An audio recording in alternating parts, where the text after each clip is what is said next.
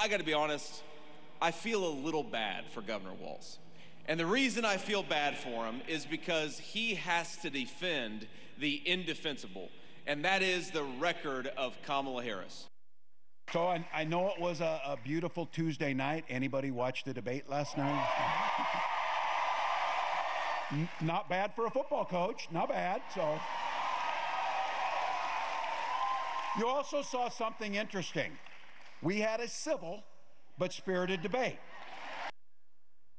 Tim Walz dit vrai quand il dit qu'il y a eu hier soir un débat civilisé entre les deux colistiers. On a même vu parfois des échanges très cordiaux. On a même vu un et l'autre candidat qui approuvaient ce que l'autre venait de dire. On surmontait les désaccords profonds. Alors, on revient avec Frédéric Gagnon sur ce débat et d'autres actualités du jour. Bonsoir, Frédéric. Vous étiez avec nous hier pour mettre la table. Oui. Et il y avait un consensus autour de notre belle table ici, là, qu'il ne fallait pas que l'un et l'autre nuisent à leur policiers, là, au candidat à la présidence. Et au fond, hier, qu'est-ce que vous avez découvert? Alors, on vient de réentendre le Vance, le vrai Vance, hein, oui. celui qui est pas trop poli, qui lance les accusations. C'est pas ça qu'on a eu hier. Les témoins, c'était tout enjoué là, aujourd'hui, alors qu'hier, il avait l'air pétrifié. Est-ce que je me trompe? Je vais avoir votre évaluation. Non, c'est tout à fait ça, Anne-Marie. Il y a deux J.D. Vance là, dans cette campagne électorale. Il y a des observateurs aux États-Unis qui le surnommaient le caméléon hier en regardant le débat. Pourquoi? Parce que Vance est capable à la fois, quand c'est nécessaire, d'y aller de phrases chocs qui plaisent à la base du parti, le mouvement MAGA, très, très proche de Trump, on le sait. Mais hier, c'est un Vance un petit peu plus posé, poli, modéré même dans sa façon de s'exprimer, modéré sur les enjeux aussi. Pourquoi? Parce qu'il veut essayer de courtiser hier...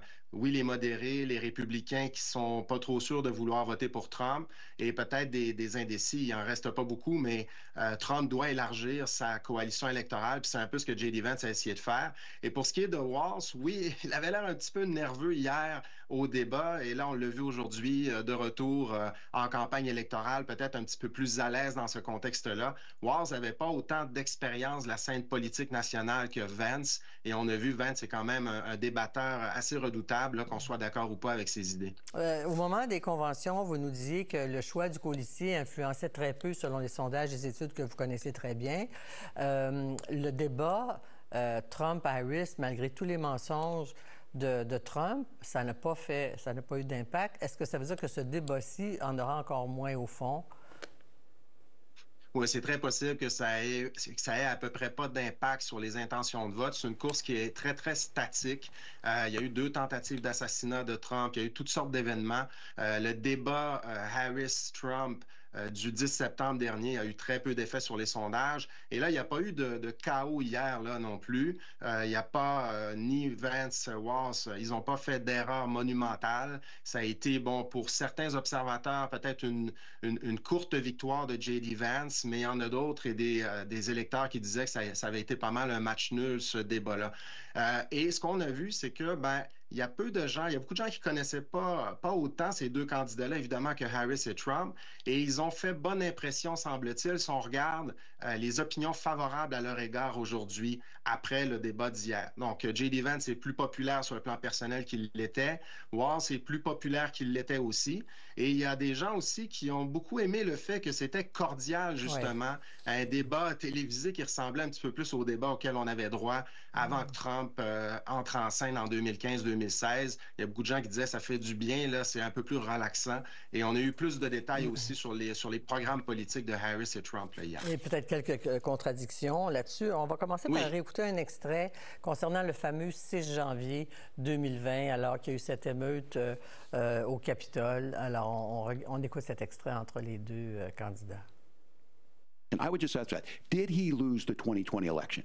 Tim, I'm focused on the future. Did Kamala Harris censor Americans from speaking their mind in the wake of the 2020 COVID situation? That is a damning non-answer. It's a damning non-answer for you to not talk about censorship. Alors, ici, 1-0 pour Tim Walz. Ah oui, absolument. C'était un moment embêtant pour J.D. Vance. On voit qu'il ne s'attendait pas nécessairement à se faire poser cette question-là à ce moment-là dans le débat. Ben, en tout cas, c'est Walz qui lui envoie la question et on voit, il réagit, il ne sait pas trop comment réagir.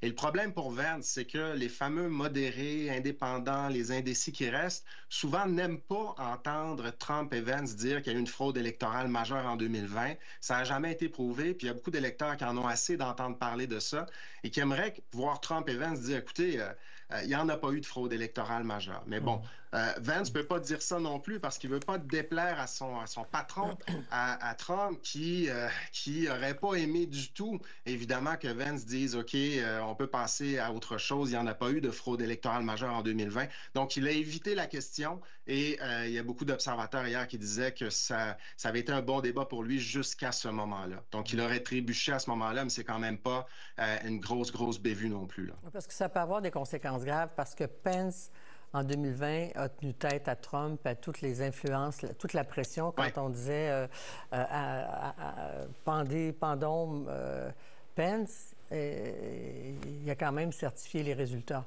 Donc, ça voudrait dire que là, ce que ça annonce, parce qu'il faut regarder si cette personne-là va être capable d'être président au cas où il arrive un accident au président ou une maladie ou quelque chose. Là, ça veut dire que Vance est soumis, il répète pour faire plaisir à Trump ce que Trump veut entendre. Ah oui, puis c'est pour ça que Trump l'a choisi. C'était un des critères. Le colistier, cette fois-ci, doit être loyal à 100 % Et c'est ce que J.D. Vance fait depuis le début de cette campagne électorale-là. Même si dans le passé, il a dit des choses très critiques à l'égard de Trump, le comparant à Hitler et tout ça. Bon, J.D. Vance dit, j'ai appris à connaître le personnage et maintenant, je crois à cette candidature de Trump, mais on voit qu'il est beaucoup plus loyal que Pence l'était dans le dernier droit de la première présidence Trump, et notamment lorsque est venu le temps de certifier les résultats de l'élection en janvier 2021. Oui, il a quand même dénoncé le fait que pour Vance et Trump, les émeutiers sont des héros. Là. Pas nécessairement dans ces mots-là, mais il y a eu les bonnes répliques à ce moment-là. Alors, on va écouter peut-être un extrait concernant la présence de Walz à Hong Kong. Alors que encore on joue un peu avec... The question was, can you explain the discrepancy? All I said on this is I got there that summer and misspoke on this. So I will just, that's what I've said. So I was in Hong Kong and China during the democracy protests went in. And from that, I learned a lot of what needed to be in governance. C'est pas la première fois qu'il y a de la difficulté à défendre les contradictions ou est-ce qu'on dit les oublis ou les mensonges là, de Walz. Oui, c'est ça. Oui, c'est ça. Il dit, je me suis trompé finalement de quelques mois, mais c'est quand même important parce que, bon, ce qu'on veut démontrer du côté démocrate, c'est qu'il y a une honnêteté, en fait, que Walz est plus honnête que J.D. Vance, que Harris est plus honnête aussi que Donald Trump.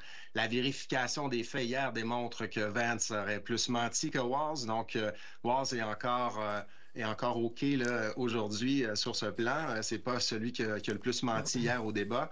Mais c'est vraiment le caractère, l'honnêteté des candidats qui est en jeu ici. Et dans le passé, au cours des dernières semaines, il y a eu aussi des déclarations de Walz sur son passé militaire qui ont été scrutées à la loupe, notamment des déclarations où il disait j'avais des armes à feu dans les mains en situation de guerre, ce qui n'avait pas été le cas. Donc, c'est sûr qu'on regarde à peu près, on porte attention à tout ce que les candidats disent. Et hier, la réponse aussi de Walz à cette question-là, juste avant l'extrait qu'on a montré, là, on voyait que Walz patinait un petit peu, essayait d'éviter la question. Finalement, la modératrice revient et dit, finalement, étiez-vous là? Et c'est là où il dit, non, j'y étais un peu plus tard. I misspoke en anglais. Là, ça a été sa déclaration, mais il y a eu un moment de silence après ça, puis il n'a pas très bien paru. Mais bon, je pense que ça fait peu de dommages, en fait. Là, je ne suis pas sûr qu'on va se souvenir de ça le 5 novembre. Non, parce que si on mettait dans la balance les mensonges de Trump et ceux de Walz, on verrait... On se ferait une idée qui fait. Non, il n'y a pas de photo. Il n'y a pas de photo. Il n'y a pas de photo. Ça ne se pèse pas. On va aller écouter un extrait sur l'avortement. C'est un sujet important.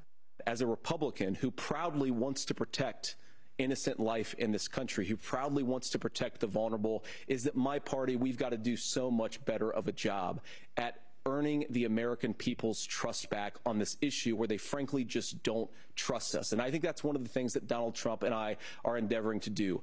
I want us as a Republican Party to be pro-family in the fullest sense of the word. Alors, enjeu important. Très important. Très important. Trump et Vance tergiversent pas mal sur cette question-là depuis le début de la campagne électorale parce que la décision de la Cour suprême de 2022 de permettre aux États d'interdire l'avortement sur leur territoire s'ils le souhaitent est très impopulaire au pays. Et ça, c'est un enjeu fort pour les démocrates. Les démocrates pensent pouvoir faire sortir le vote sur cette question-là. Donc, ce que Vance a essayé de faire hier, on l'a vu dans l'extrait, c'est de donner l'impression que, bon, il est à l'écoute, en fait, de l'électorat. Il dit, on comprend là, que notre parti n'est pas très populaire sur cette question-là, mais je vous assure qu'on va être un parti à l'écoute, un peu plus à l'écoute à l'avenir, pro-famille. Donc, on essaie un peu de se recentrer. Là, Trump dit aussi qu'il ne signerait pas, s'il était élu à la présidence, une loi fédérale visant à interdire l'avortement partout sur le territoire américain. Et Vance et Trump n'ont pas le choix de recentrer un petit peu le discours là-dessus parce que c'est vraiment un enjeu perdant pour eux en ce moment et un enjeu gagnant pour les démocrates en vue du 5 novembre. En terminant, on apprenait cet après-midi que Melania Trump, qui publie un ouvrage ces jours-ci, se prononce en faveur de l'avortement. Quel impact ça peut avoir? Bien, encore une fois, ça peut-être permettre aux républicains d'être un petit peu plus au centre, de donner l'impression qu'ils sont un petit peu plus au centre sur cette question-là. Finalement, ce qu'elle semble dire dans l'ouvrage qui va apparaître, c'est qu'elle a un désaccord assez important avec Trump sur cette question-là, qu'elle en discute avec lui, qu'elle avait hésité à mettre ça, en fait, à annoncer ça sur la place publique, mais là, elle se permet de le faire dans ses mémoires-là. Et en passant, Donald Trump lui-même a déjà été pour l'avortement. Il a beaucoup changé d'idée là-dessus. Il n'est pas très... ses positions personnelles sont peut-être pas aussi campées qu'il le dit en public, mais évidemment, il tient, il tient un discours très conservateur sur ces questions-là pour des raisons politiques, électorales, parce que ça permet de courtiser les électeurs de la droite chrétienne américaine, les évangéliques, qui se mobilisent fortement lors des élections et qui sont très utiles pour gagner des élections du côté républicain. Puis il sait aussi que les femmes, en plus grand nombre, votent pour les démocrates, donc ça permettrait peut-être, avec ce message de Melania, si tant est qu'il y en a qui pensent que c'est un vrai couple, qui, en tout cas, qui partage, enfin, qu'elle supporte son mari, là. En fait, elle prend cette position-là, on verra là-dessus. Merci beaucoup, Frédéric. On se reparle très bientôt. Bonne soirée. Merci, Anne-Marie. Bonne soirée.